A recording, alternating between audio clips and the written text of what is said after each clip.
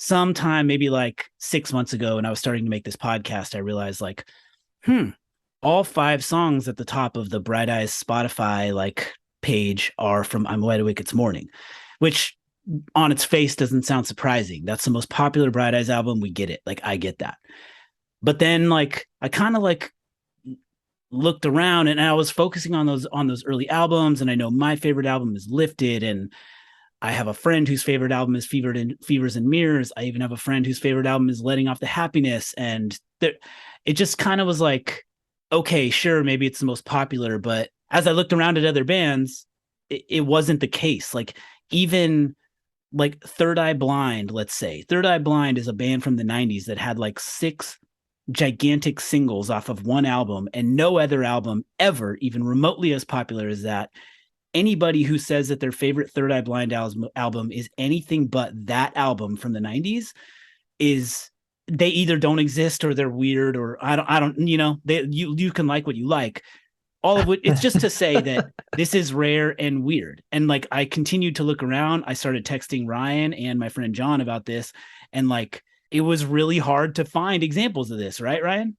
Well, when you first brought it up, I was excited because I was like, oh, this is a chance to do a little deep dive. And I feel like, first of all, we should acknowledge that the Spotify top five is kind of gamey as far as it's got algorithm stuff going on. There's algorithm stuff. It's not always just a list of the top five most played songs. Like I just looked at the Smiths top five, and there's a song in the top five that has like 100 million less listens to number 8 or something like that. So, you have to take it with a bit of a grain of salt. But originally, when we started talking about this, the context was sort of, this is not this person's first album, their second album, their third album. This is, 100% mid-career album that has this sort of total grip on the general public, the general listeners of this artist.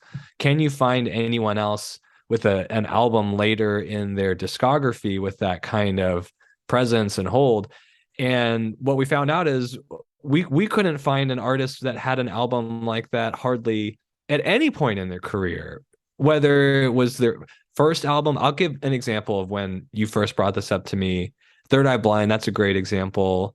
My first thought was Paranoid by Black Sabbath, because that's my I know they have other hit songs, but just, that was the first one that popped into my brain, which is also, again, their second album.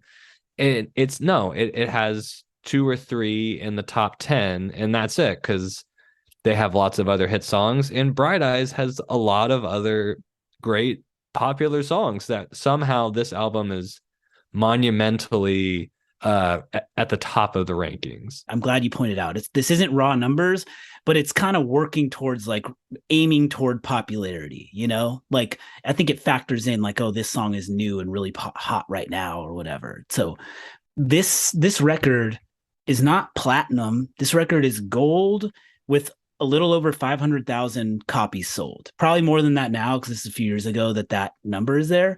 But like, this record is big, and it's big, especially if you think about it as an indie artist from Saddle Creek Records at this time. But it's not that big. First Day of My Life is quite big in a way that's kind of beyond. We talked about that on the last episode. But like, this record is not that huge. And yet